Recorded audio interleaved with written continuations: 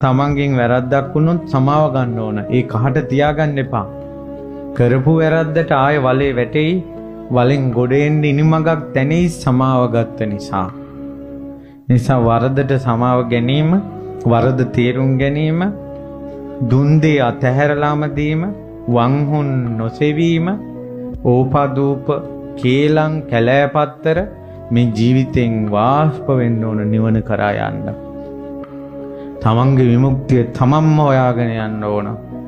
නිවන් දකින්න නම් මේක එකාගේ ඇද හොය හොයා ලෝකේ සුද්ධ කරන්න, අසපු සුද්ධ කරන්න, පන්සල් සුද්ධ කරන්න, හාමුදුරුවරු සුද්ධ කරන්න, ලෝකේ සුද්ධ කරන්න ගියයි නිවන් දැක්කේ.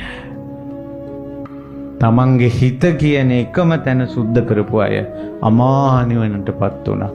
ඒ අය අමා නිවනටපත් වෙලා අමා ශාන්තියෙන් මේ ලෝකේ සුද්ධ කළා.